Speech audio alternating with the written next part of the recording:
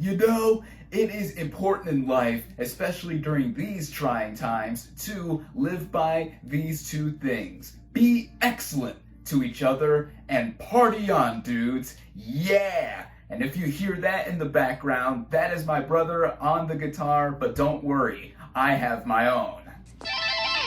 What is up, everybody?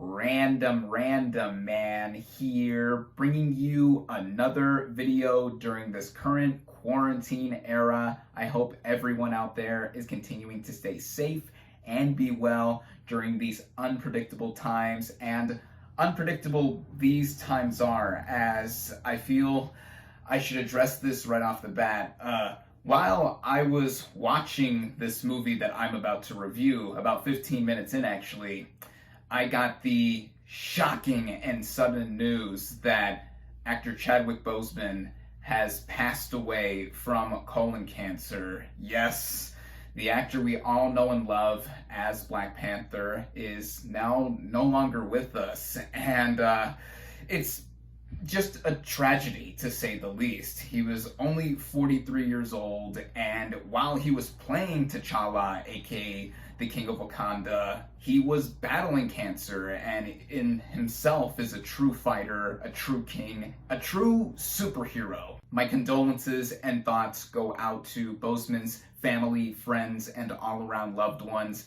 And I found this passing all the more tragic and hard-hitting because I got the news from my friend Winston, who I actually saw Black Panther with on opening day. So thanks, Winston, for ruining the mood a bit while I was watching this film I'm about to review. But I have no ill will towards you, and all is forgiven. May Mr. Boseman rest in peace.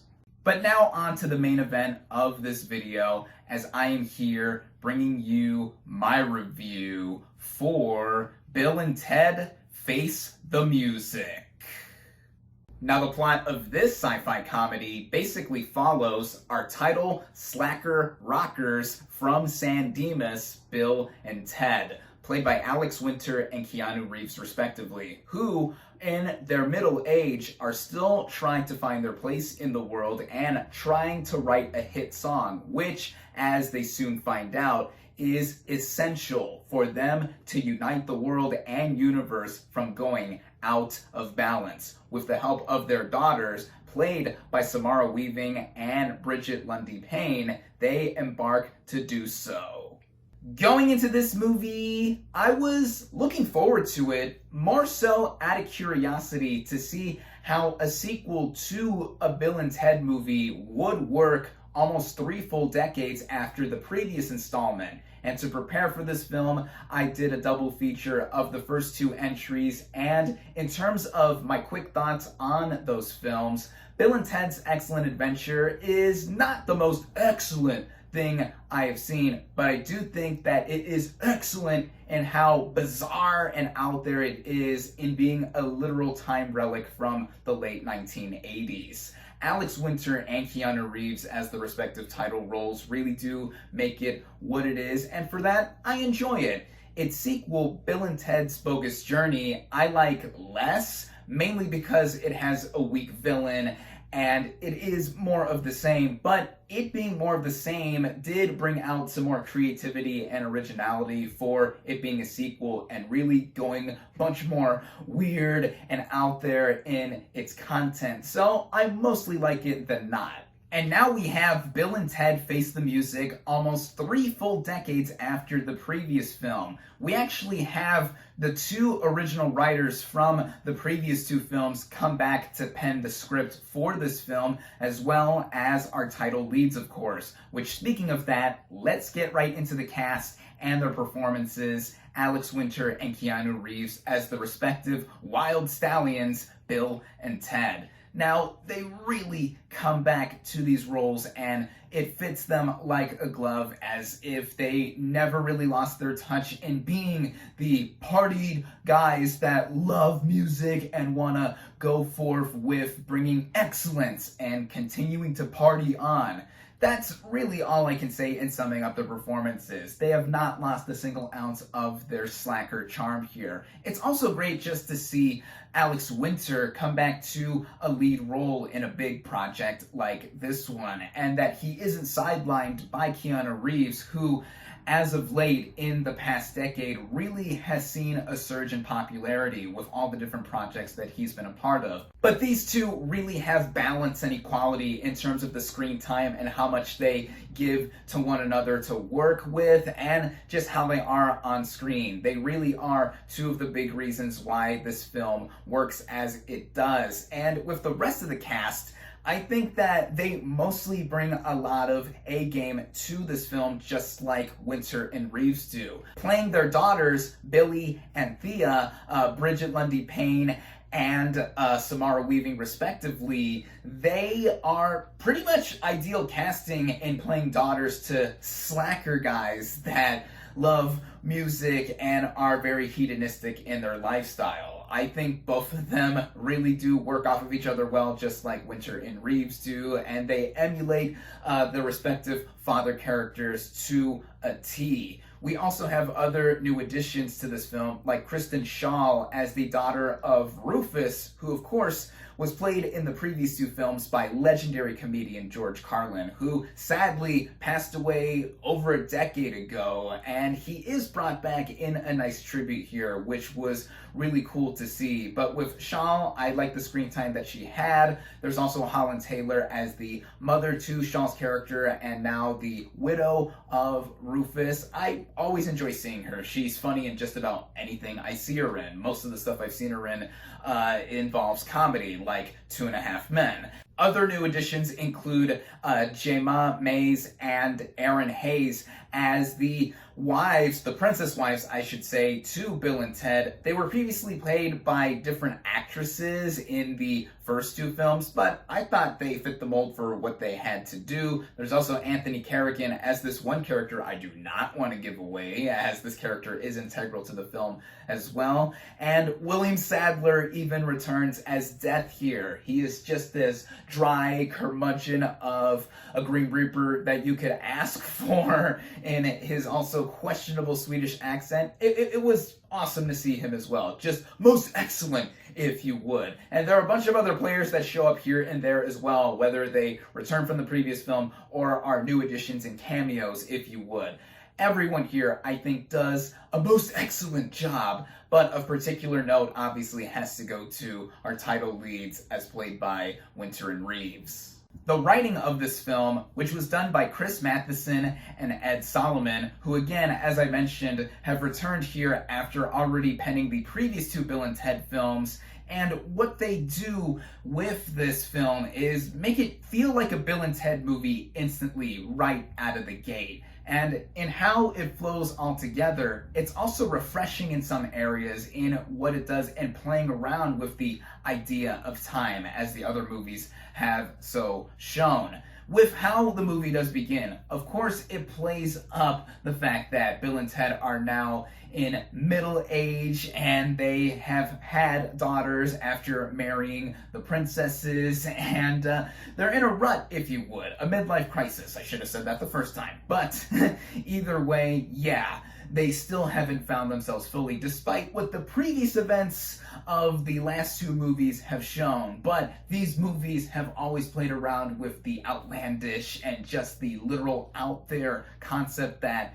has been shown with involving Bill and Ted as characters. And I think that is what makes the bulk of this movie so engaging from the get-go. Roping Bill and Ted's daughters into the mix as well changes up things a bit, and we also get a lot more going on with the narrative too. On the one hand, we have Bill and Ted going around into the future to try to figure out how to solve all the problems that are supposed to be imbalancing the universe by finding the one hit song that is supposed to bring everything back together. And Bill and Ted's daughters are also trying to help out too by going into the past. And there's a lot more than that. There's more than one main timeline going on here, and it makes for a film that I think is consistently entertaining. That is due to Dean Parasat's directing and the overall flow of the narrative, even how it's cut together with the editing, and feeling very reminiscent to the other Bill and Ted films in running time. This film is about an hour and a half long. The other films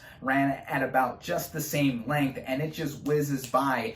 And it goes with a very kinetic and breakneck pace with how much is going on altogether. And speaking of that, I mentioned earlier that I got some very sorrowful news about 15 minutes into watching this film, but around that timestamp in the movie, it is said that our main characters do have 75 minutes left to bring balance to the world and do all they can so that all hell doesn't break loose in total. And it makes it clear that the movie is running in almost real time, as occasionally the timestamps of how much Bill and Ted have left to fix everything is made clear. And I thought that was a nice touch to the narrative and all around adding on to the overall engagement level that this movie had, at least on me. The sense of humor of this film I also grasped onto a lot more than even the previous films. The other films I laughed at here and there with some chuckles and some guffaws, but with this movie I was even more consistently chuckling, and I thought the sense of humor made sense not just for Bill and Ted, but also with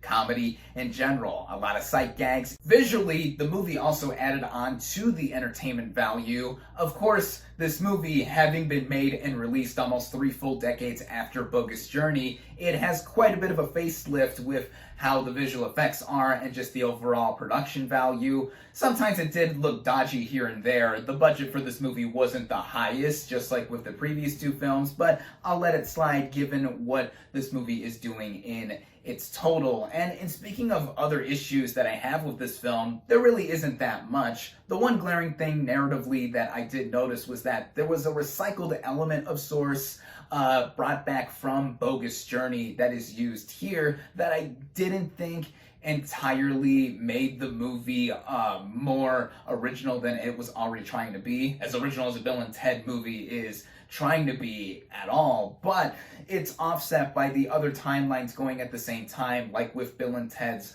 daughters and everything else that was going on with this wild, wild film. And that's what I can say in summing up this movie overall. This is a film that I just had a blast watching through and through, with all that came together, with even a show-stopping finale that anyone who has a heart or soul cannot help but just smile at and have a big grin on their face like me and just really rock out with what was going on.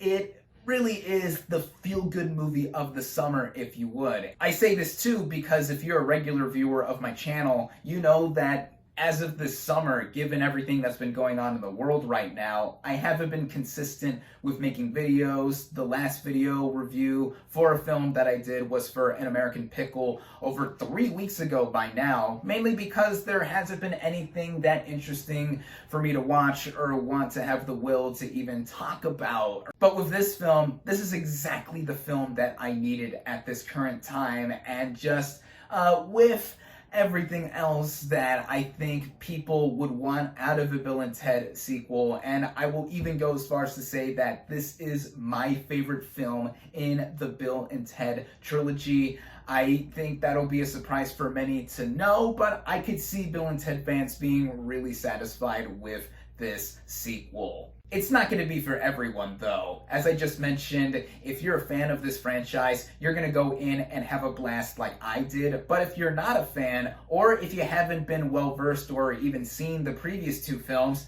I think you can get some enjoyment out of it. It's not mandatory to have watched the previous 2 films before seeing Face the Music, but it'll certainly enhance the experience with all the little nuances and references that are here and all over. Be sure to stay or skip until the very end for the post-credit scene, depending on if you're seeing this movie in a theater, if you do have that option, or if you're seeing it at home on VOD like I did. I ended up paying to own this film, and it was so well worth it even before I even watched it and knew how much I was gonna really enjoy it. I definitely recommend Bill and Ted Face the Music. My final verdict for Bill and Ted Face the Music is 4 out of 5 stars.